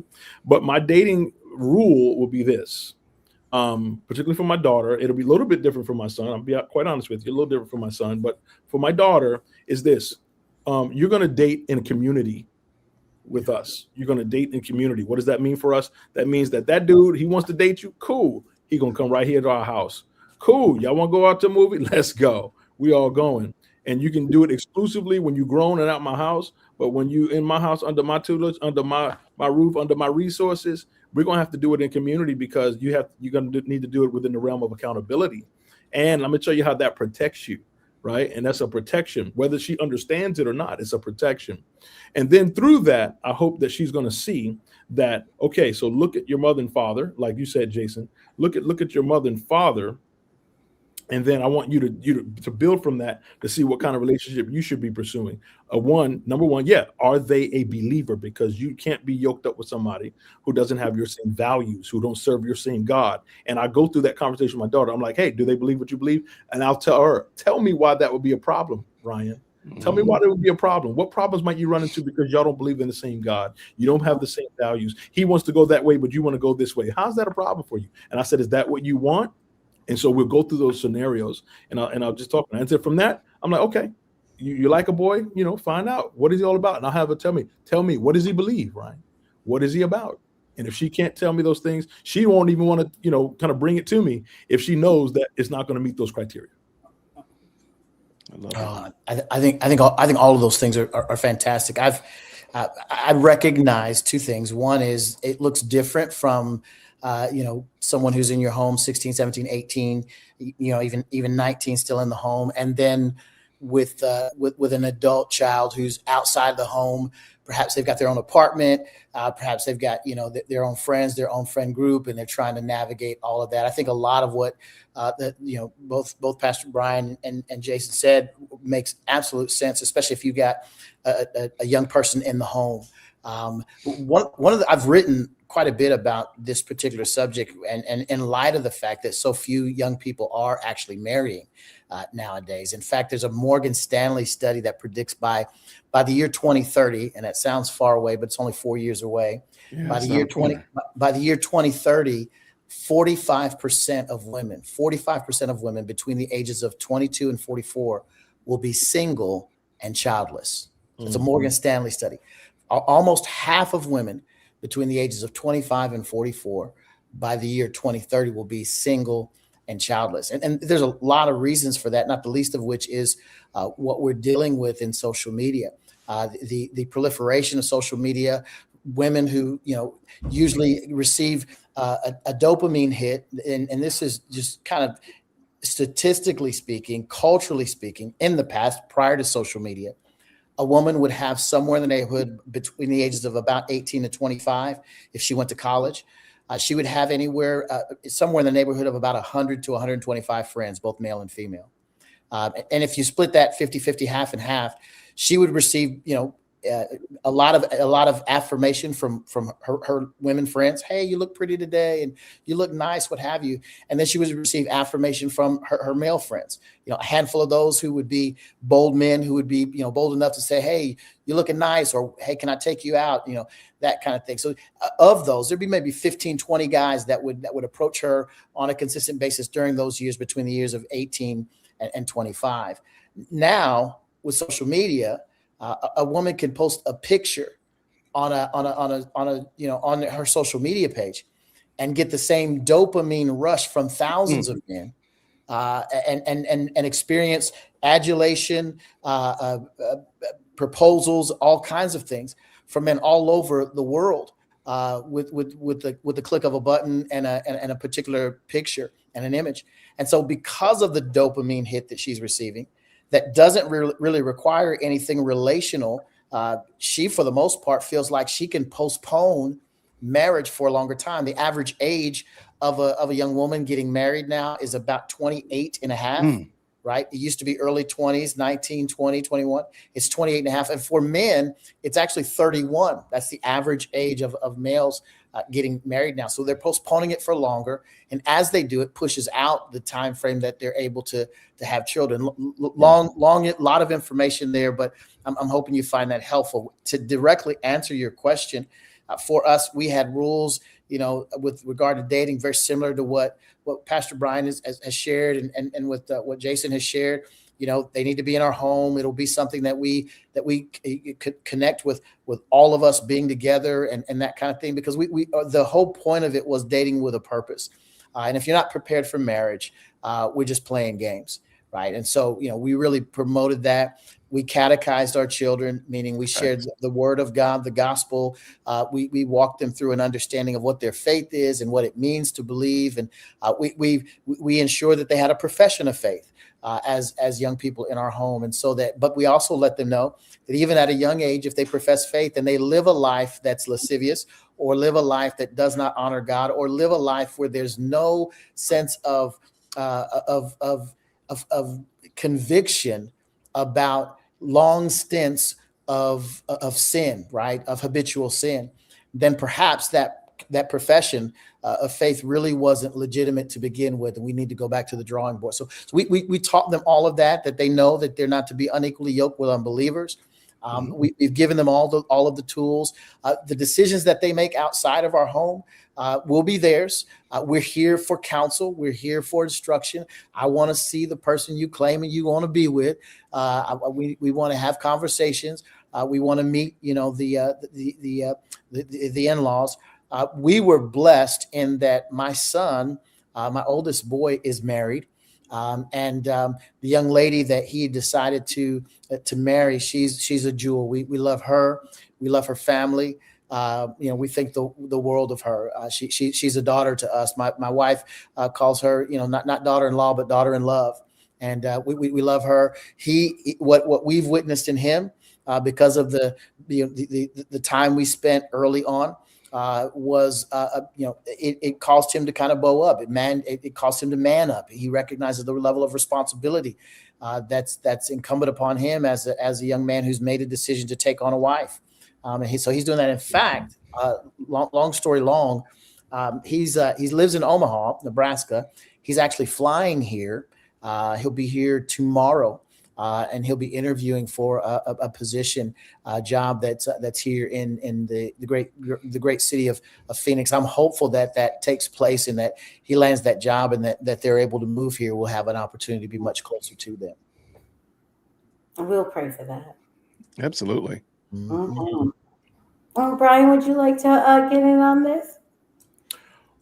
Well, I what I've shared a little bit earlier there was, echoing just all of what they mentioned, which is, again, we've set forth the expectations of faith, right? How that's important at the foundation of relationship, because out of our faith, right, comes the tenets of how God expects us to relate, right, to humanity, to human beings, to humankind, right? And then how we relate in, marriage relationships and future marriage relationships. But like Virgil said, dating, our thing, I got married, my wife and I got married. Some people say, I don't look like I should be old. I don't look like I'm old enough to have been married 27 years, but we got married and we were like 21, 22. And so to Virgil's point, yes, that was, people were getting married a little bit earlier. But we were 22 years old, and, I knew that I was dating her with a purpose, because that's what I was taught. That, this is not something we do. Like, we're not casually doing it. And so that's what I teach my children. Like, this has to be purposeful. And you know what? I tell them this: you've got time. What you should be doing right now is you should be working on yourself. You should be working on character. You should be working on building, experience, life, getting to know your God, so that when you do finally meet somebody, you're bringing something to the table, right? You're bringing, some stability. You're bringing some experience. You're bringing some accomplishment, things of that nature to the table, character, faith, to the table. Because if you spend all the time trying to just find somebody, what are you doing to make sure that you're ready to find somebody? So here we go. Or somebody wants to find you. Right. Here we go. Mhm. There you go. And I'm telling you what, that's a great point, because that's the message to my daughter. I'm telling my sons, and that's why we can't have this, well, you teach them equally. No, we don't teach them equally, because they have different roles and designs in life. A woman, the Bible says, he that finds a wife finds a good thing. It never says that she who finds a husband, right? That's not even in the equation. That discourse is not in the Bible. And so I tell my message to my daughter will be, you need to be developing yourself that you can be found. My son, I'm like, you need to be developing yourself such that you're seeking the right kind of wife. Right. Exactly. I want to move a little bit to pick up a little bit on what Virgil said when you were talking. You were giving the statistics about sort of how much dopamine hit and how it is almost creating, maybe even in a false sense, but a way that you can get the feelings, or even more and more intensely, the feelings that you would get from people, that you could sort of create this artificial way to get them without having to do the work that comes from actual interaction with people. You can, you can get it without having, you get it without having to pay for it to a certain extent in that sense. I think that there are a lot of women who are, kind of struggling. And they're trying to figure out a balance between, I want to be a helpmeet, but I've grown up in a culture, in a society that has, through every institution I've been involved with, encouraged me and developed me to be self-sufficient. Sure. So the question is, I want to be self-sufficient, but I also want to be a helpmeet, and I don't want to run anybody away, but I also want accomplishments for myself. I want I have talents that I like to develop. I have something that I believe God gave me that I also would like to see through. But that does not also mean I don't want to be a wife. I don't want to be a husband. I don't want that to be my first priority. But I think a lot of women are struggling with, one, how to make that happen, and probably two, even how to articulate that in a way that is not, to Pastor Brian's point of view, that is not going to make you someone that a man does, isn't going to want to find. You want to be found, but that doesn't mean you don't want to be anything but found. Yeah.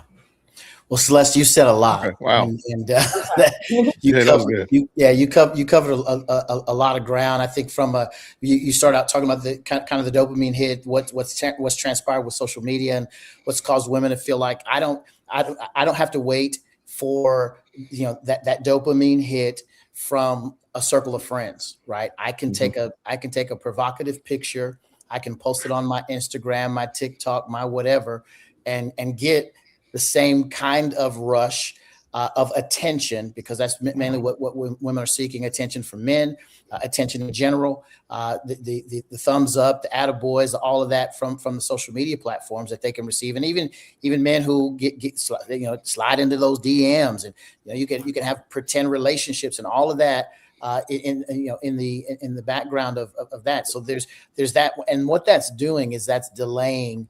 Delaying the process. Same is true for men. For men, it ends up landing itself with pornography. And again, not that women are immune. In fact, the vast majority of the largest growing group of people who are engaged in pornography are women, and for different reasons, but they're still there and looking at the content as well. Many of them are on the flip side of it and providing that content through OnlyFans, right? There are millions of women right now between the ages of 18 and 25 who see that as their opportunity to make money. They can engage men in relationships, digitally. On the flip side, also with men, you have issues related to AI.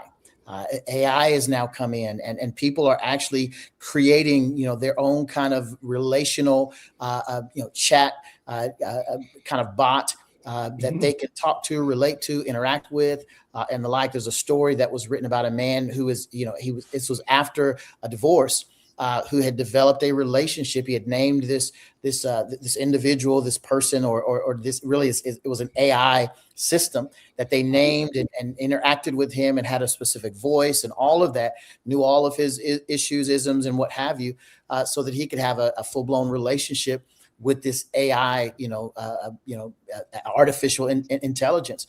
And so there's all kinds of things coming down the pike that are keeping people from relating to one another. On the flip side, you mentioned, what about women who feel like I've got a skill, a gift, a talent that I need to have expressed and exposed, and I don't necessarily, but I want a man, I want this, I want that, I want to have my own job, I want to have this. The reality is you cannot have it all. That's the bottom line. You cannot. You're going to sacrifice one for the other. And women for decades now have experienced the impact of going out and feeling like that they need to prioritize, their job, their career, their education.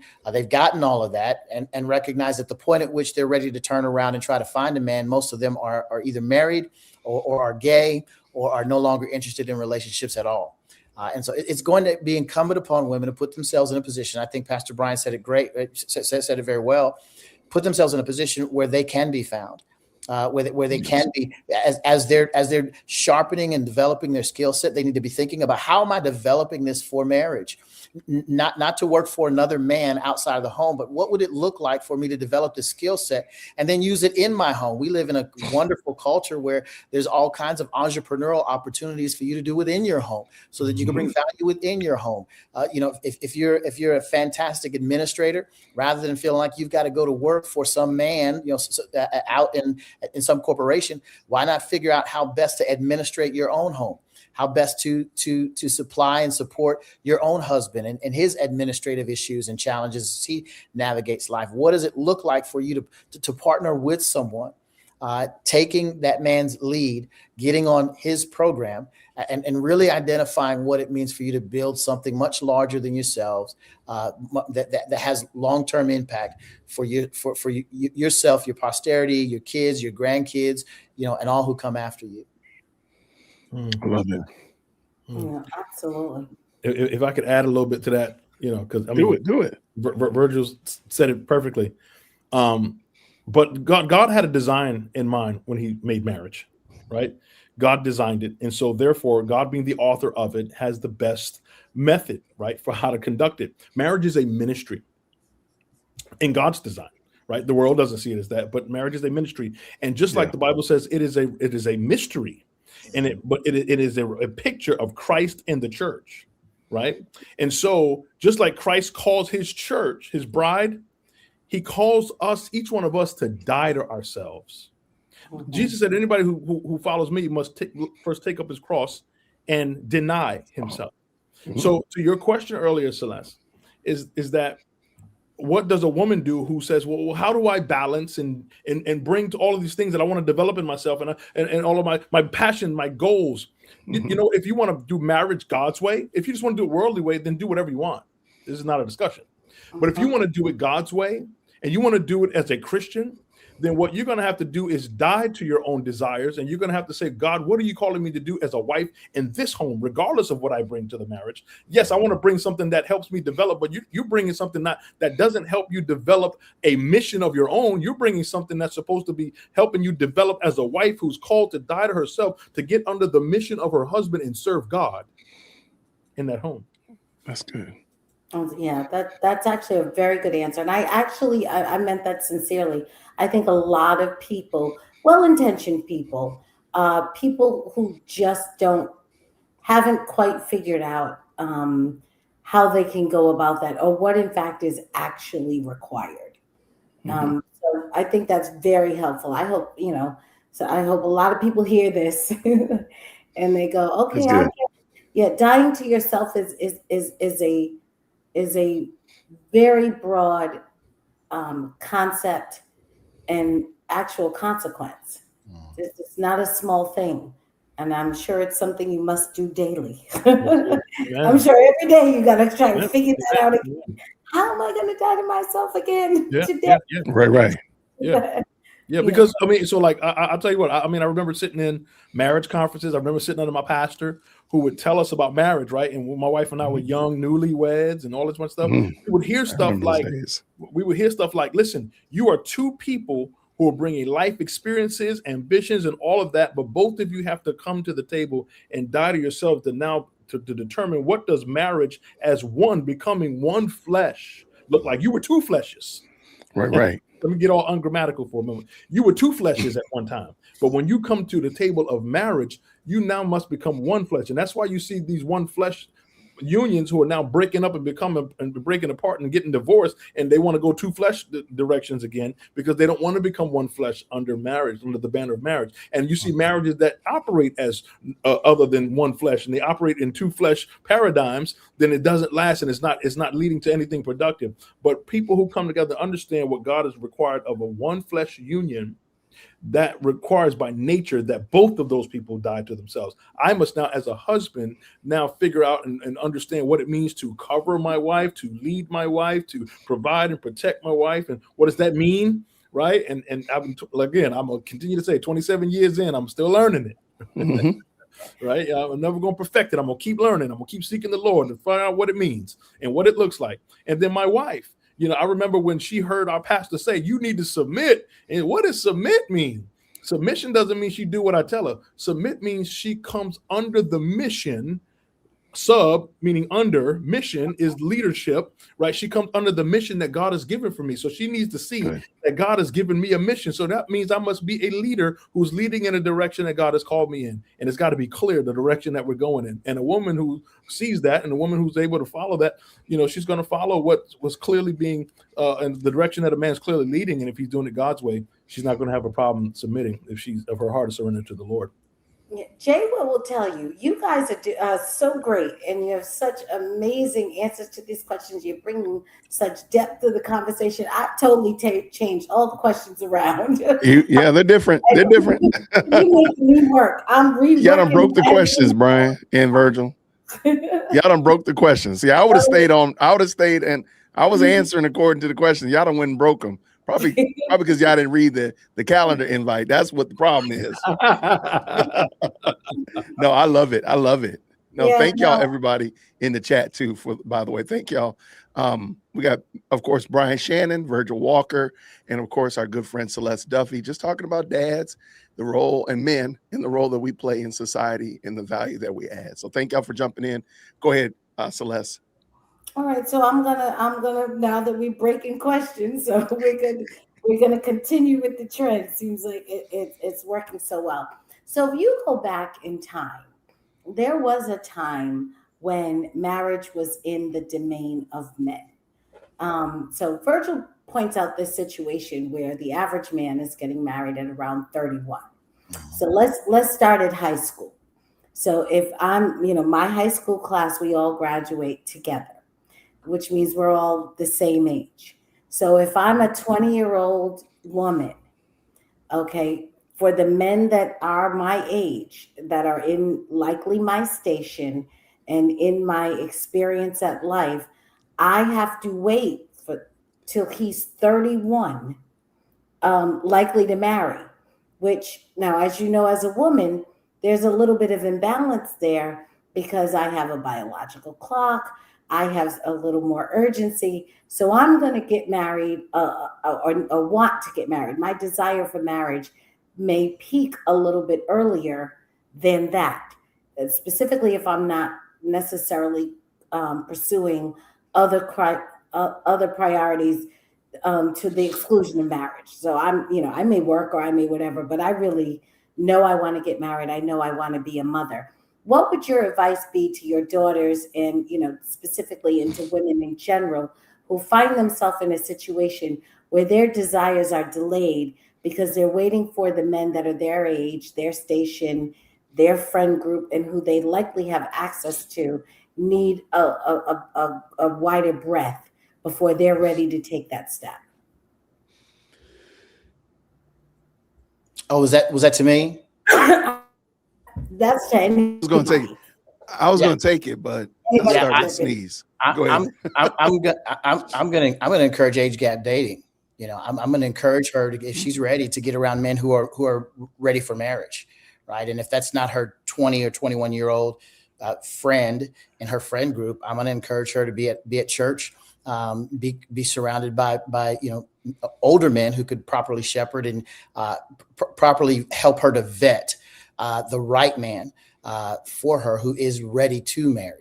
Right. And rather than say, oh, I found this cute guy, he's 20, I'm gonna have to wait for 10 years until he's ready. You find the guy that's 6 years older, 7 years older, and say, hey, this man's ready, and I'm ready, and this is kind of what I need to do. And he's a godly man, he loves the Lord, he's proven himself, he's got a job, he's vetted himself with older men who validate his character and his integrity and all of that, and do what you need to do. Most women, because of the nature of how God's designed them, usually mature faster, earlier, quicker, and so a man who has done the work, who has proven himself before older men, I see nothing wrong with an older man, saying, hey, here's what I'm ready to do, and I'm looking for a young bride, and let's make this happen. I love it. Okay, so I encourage my daughters. I said, look, your pool of options is never going to get bigger than where it is right now. I understand that, and I'm with Virgil, like they have some kind of like hiccups about people that are older age than them, or 2 years older than them. Like when big girl was a senior in high school, she mentioned some little boy. I said, oh, okay, what about him? Well, he's a sophomore, Dad. I don't want to be she said, I'm robbing the cradle. He's a child. I'm like, girl, he's in the same school. What are you talking about? You're crazy. Anyway, but there's a little bit of hiccup there, but I keep encouraging them, like, look, you're never going to have more options than you have now. This pool is only going to get, it's going to become a puddle and become a little wet spot on the concrete. Like, you want to take advantage of it while it's available now. That being the case, be where you can be found. Yeah. You don't need to be out there hunting for them, but you need to be where they're hunting. Yeah. And you don't want to be where the bonehead, the beanheads are hunting, because they're hunting for the different thing. But you want to be somewhere where the right one can find you. And even Jason, I'll add this. Even in the past, most women would say, hey, I'm going to go to college and get my MRS degree. Few of them are doing that. Most of them are going and getting their degree and then going to get a master's and going to get something else. Now, I'm going to get my PhD. That's the whole thought process that's there before they end up engaging. And the reality is, even in most institutions, the numbers that tell the story that college consists nowadays of about 60 to 70% women and about 30 to 40% men. So even if a woman decides, hey, I'm going to go to college and find that guy, the likelihood is shrinking as a result. Yeah. And most of the men who are in those spaces and places have become feminized from, feminism that permeates that college culture. And so, those aren't men that they're going to end up respecting. They're going to want somebody to lead, and they're going to be talking. Those men are going to be talking about they need their safe space, and they need a trigger warning, and they're not real sure about manning up. And so, my encouragement is, my boys, I wanted them. I would have loved for them if they decided to go to college, and the job that they desired required that. I would have encouraged that. But in the meantime, I'm telling them, go get yourself a skill that you can make sure it translates. So that my youngest boy initially got involved with HVAC, commercial HVAC. I love it. You got to put yourself in a position, as women have to put themselves in a position where they're able to come into contact with young men, older men that are, again, God honoring, God fearing. Even at church, there's an exodus of men at church. And fortunately, the men who are there are usually older. But finding single older men at church is even becoming a more challenging thing to do. And so, it's a part of a serious situation that's going on in our culture and society. My guess would be a guy like Pastor Brian, who has 700 men in his men's ministry, probably knows some single men. And so a woman would do herself wise to find a pastor like a Pastor Brian and say, hey, listen, I'm, keep your eye out, and let me know and let me know where to be. And maybe she comes and volunteers at the stake and study so she can kind of check out who's there. And not at the study. Oh, yes. You got to do what you got to do. I ain't mad at you. Yes. Do what you got to do. It happens. Show up at the stake and study and be serving those men, and maybe pick up a few plates and sashay on over and make sure the brother got enough eggs, enough bacon on his plate, and ladies are gonna have to get creative. So yeah. And just to add just a little bit of a context to this discussion here, we got to understand that in the Black community, statistically speaking, only 1 in 4 Black women are marrying. We last to marry, first to divorce. And so that's a statistic that's just a fact. It's just out there. And also we are transitioning out, in this generation, the younger generation, they are the information generation as well as the social media generation. And that has led to a different kind of dynamic. Listen, when I was 18 years old, I was giving out my number to shorties. Getting out the shorties. This generation ain't doing that. This generation ain't doing that. My son, he and you know what? In a way, it's a blessing, but in another way, I'm like, well, I do want my boy to find him a young woman, But he's a little bit more sheepish. How old is she? How old is he? 20. So he's a little bit more sheepish when it comes to. He just doesn't have the dynamic that my 90s X, what were we, Generation X, our Gen X 90s. I don't know what generation. What we had, I was dying to get to a college campus to say, hey, what's up, girl? How you doing? All right, let's let me carry your books for you. I was dying to be able to do that, and that's where I met my wife. I met my wife in Bible study, and we went to college together. And so you know what? Hey, I'm down. I'm down with arranged marriages, brother. Come on. Next time I'll ride right up there to Virginia. But when I go pick her up again, we'll ride up in there. Exactly. We'll roll up in there.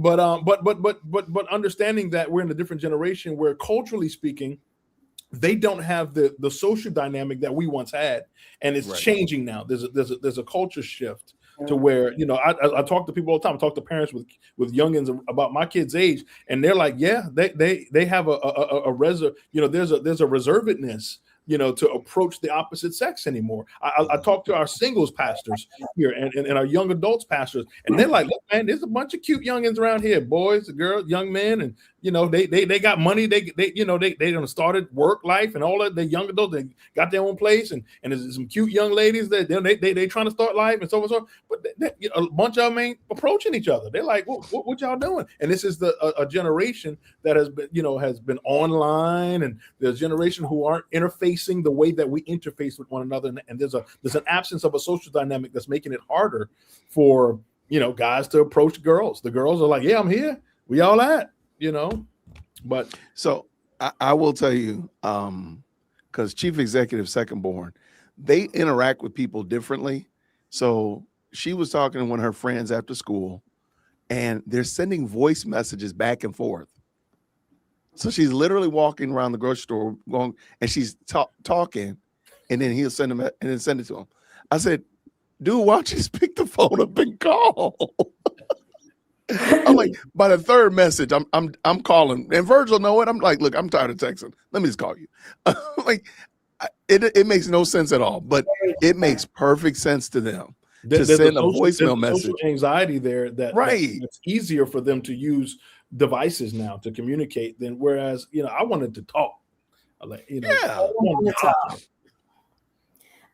managed an intern one summer, and I'd given her a project, and so when I was checking in with her, and I was like, well, how many people have responded? And she was like, well, not that many. And I was like, oh, do you know why? they haven't responded. She's like, well, I've sent 2 emails. And I'm like, well, they're all just right down there. Why don't you go down there and ask them if they've seen your email? And she was like, I'll just send one more email. And there's a real reticence on the part of the generation to actually have interaction. It was the oddest thing. Whereas I was like, when we talked and we would meet weekly, I was like, the object, of the game here is to get it done.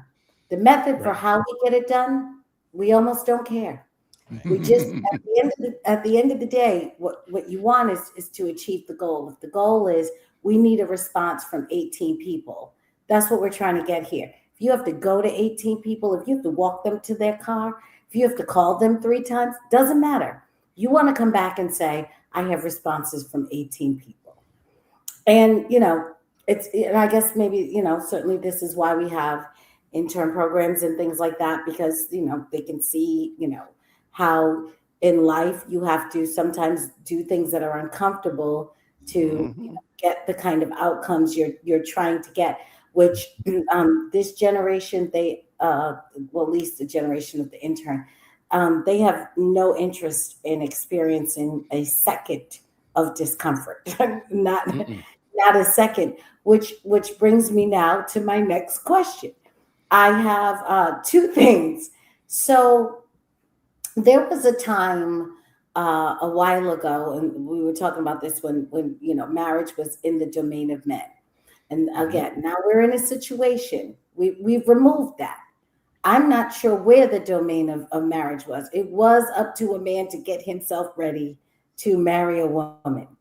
I don't know what's happening. I don't know who's in charge of marriage. If anybody knows, put it in the chat. Let us know who's in charge of that. But I think that we've got this, this expectation or this hope that we have some level of biological imperative that both young men and young women still have, that's going to move them in some way to want to desire each other and to desire to be in relationship with each other. My question is, how hopeful are you in the future with all of the stuff that you've outlined in terms of some barriers? Social media, none of that's going away. We're not going to get rid of social media. I'm not sure that we're going to be able to create a society and a community where people are going to be able to have more contact. I'm not sure, and to be honest, I think at some point those things might become for the affluent, and the digital might be for everybody else, because any experience that can be digitally provided is cheaper.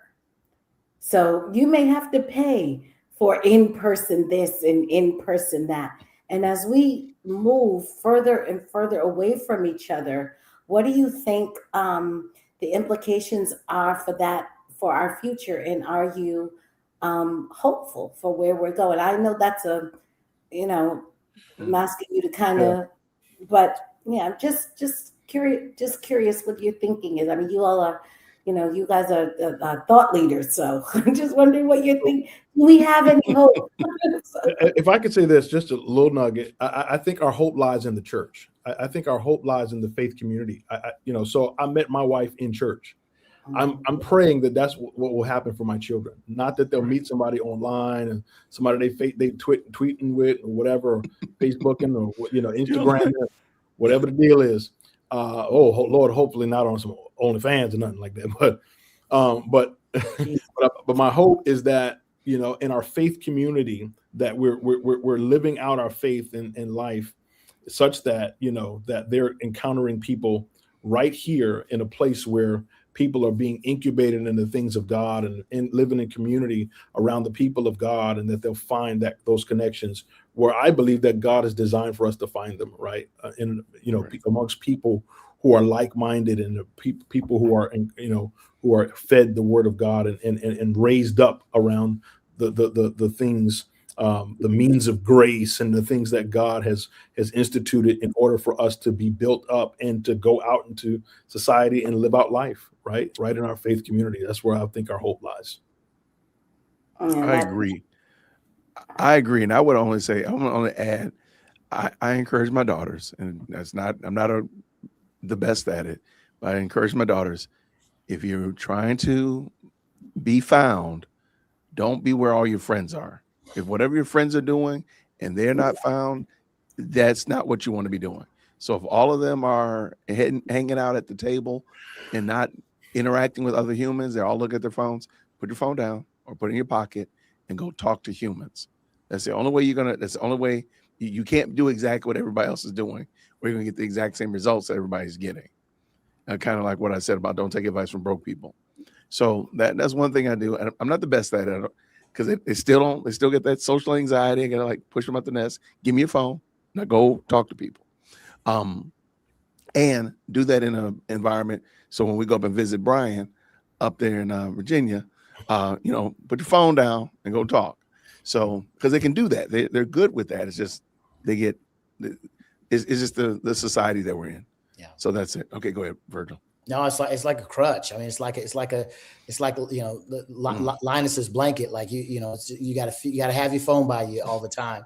But Celeste, to answer your question, I think Pastor Brian nailed it. The hope is in the church, and for those in the church to be proactively looking for opportunities to connect young people together and let nature take its course, so to speak. I'm not mad about the fact that the rest of society is not really trying to yoke up and procreate. A lot of them don't need to be procreating. I'm just gonna be honest. I really don't. Some of those folks do not need to have children. Their worldview is definitely problematic. They're not going to do anything but mess up kids or feel like they need to make them a different gender or put them in a position where they're cutting off body parts. And so I'm not opposed to them making decisions not to marry or to delay that or what have you until God gets a hold of them and transforms their heart, renews their mind and gives them a new heart. But that puts the onus, the weight on the church to do what the church needs to do to step up and to promote the beauty of marriage and to promote the beauty of femininity. And to promote the beauty and strength in masculinity and what that provides for society and culture. That's why conversations like this are so important for others to hear. They need to hear men who, all of us on the panel have been married to one woman for a number of years. For my wife and I, it's 30 years. And Wow. none of that was easy. All of it is by God's grace, and not on my head, and getting act right, aimed at me. But at the end of the day, God's grace is sustaining. God is indeed faithful, and man, we're at a point where we are enjoying the absolute best time of our lives. With just us, myself, my wife got a chance to spend some fantastic time with Pastor Brian and his dear wife, his bride, and my wife, his wife are connecting. They got text messages we don't even know about, right? Exactly. I talked to who you talked to? Yeah, Tamika. Yeah. Right. And so it's beautiful. And man, if you can find a wife, make a life, and increase your tribe, shoot those arrows out into the culture and keep stay in love with one another. Man, I'm telling you, it's a beautiful thing, which reminds me, I'm gonna have to jump off here and go enjoy some time with that beautiful wife here in the next few minutes. We're gonna keep the time because I'm gonna prove to Jason that I'm not like Wise, and I can keep the time. I'm gonna do a quick one if I can. It's a bonus question, and just really quickly. You all, the three of you, it's clear that you're wonderful fathers. I had a wonderful father, like I said, God rest his soul. And it's so obvious. how much you've poured into your family, and I'm sure continue to pour into your family, and your children are very, very lucky. But since we started on girls and we were talking about the value of dads for girls, I want to ask a wild bonus question. Do you think that being such great fathers may make it more difficult for your daughters to select a husband, because they may be looking for someone who they hold in as high esteem as they hold you? That's the bald dad theory. That's what she was saying. That's what she was saying. I'm bringing it full circle. Right. I see what you did there. I'm gonna answer. I'm gonna say yes. But if the boy, if she brings the boy around us, if the boy is in our community, if the boy is somebody that I can talk to, look, come here, boy. Come on over here. Let's talk. Let me help you out. Let me help you with some things that I probably should have known when I was 18, 19 years old. And so he might need a little bit of encouragement, maybe need a little push. But then again, he's never going to be ready. I mean, I think we all can agree we're not ready at all. So that's not going to be the case. It's just, are your shoulders broad enough to take on the weight, whatever it might be? Right. As long as if your shoulders are in the right position to take on the weight, then that's all I'm concerned about. So that would be my answer. Yeah, no, I'll jump in and say, just add to that and say, for me, I hope I make it difficult for a young man. Look, when I take young people, especially young ladies, through marriage counseling, I'm walking her through the fact that she is going to have to submit her life to the leadership of a young man, and so she needs to be able to see herself doing that with the young man that she's interested in. This is a serious consideration. This is not, oh, he kind of cute, he fine, he smell good, oh, he got a nice car, oh, he got a nice whatever. You need to be looking and saying, can I see myself submitting my life to this young man? And then it goes back to what Jason said. He needs to be a young man who's able to navigate and manage being discipled. I was a young man who I always had older men discipling me. I was always looking for an older, wiser, godly man to speak into my life. My dad was there. He was there, the entire time, all my growing up years. So I didn't live in a home without a dad. I saw an example of a hard worker. I got my work ethic from my dad. I mean, he worked tirelessly to take care of our family. And so I got that from him. But there were other attributes, other aspects of spiritual life, of academic life, and other spaces and places that I picked up from other older men. I think it's imperative that young men nowadays don't simply look at older men as, I don't need to listen to them or with disrespect or disdain, but bring them in and leverage their wisdom so that they can become the men that they need to be.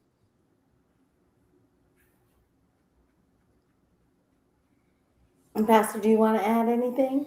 It's okay if you don't. Yeah. I was going to say,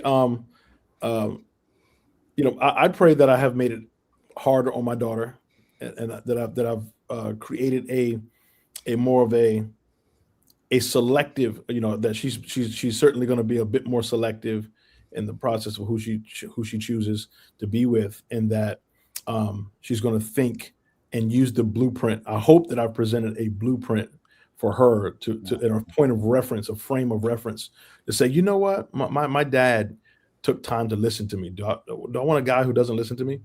My dad spent time with me, and he opened doors for me. Like, do I want a guy who just totally just brushes me off, whatever? I hope that I've given her a frame of reference to at least think about the kind of guy, and that it creates more of a selective sort of a lens for her to use when she's engaging in relationships.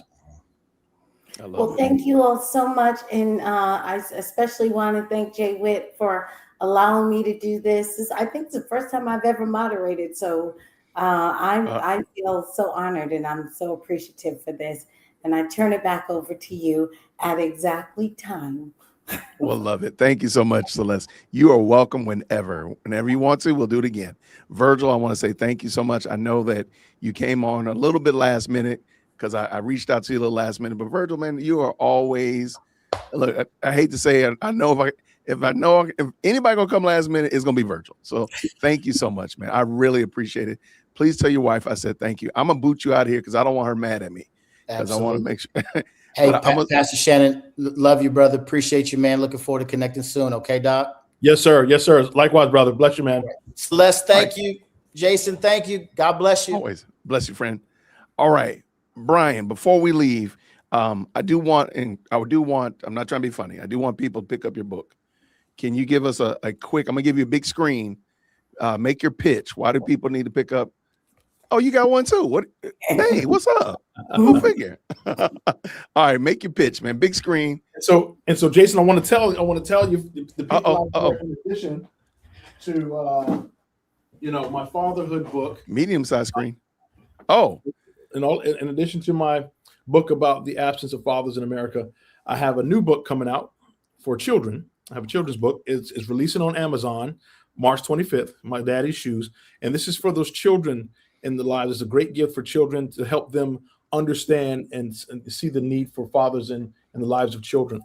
Okay. But Missing Pillars, my book, it's subtitled America's Black Father Absence Crisis and How the Christian Church Helped Me Overcome It. So I think it's a great book that people need to get and read through, because it gives us a history of kind of where the Black community in specific has come from, the strong nuclear family that we once held to, and the strong nuclear family that was once a reality in the Black community, and how it has fallen off, and what are the factors that has impacted the Black family in America, and how we need to get back to the Word of God, and how the church is going to be the key factor in bringing us back, because I believe at one time it was the Judeo-Christian values of the Word of God that actually held us together in America, where the Black family, the Black nuclear family was intact at a rate that rivaled and in some cases surpassed that of the rest of America.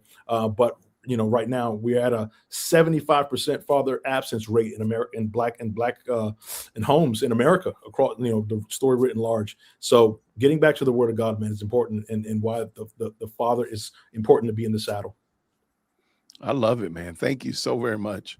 I appreciate it. And the link is in the chat. I believe the mods have dropped it a couple of times. So please, I think, and you sent it to me as well. If the mods could just double check, make sure we put that in there. I'd love for y'all to go check out his book. Maybe we'll do that. Maybe that'll be our book talk in April.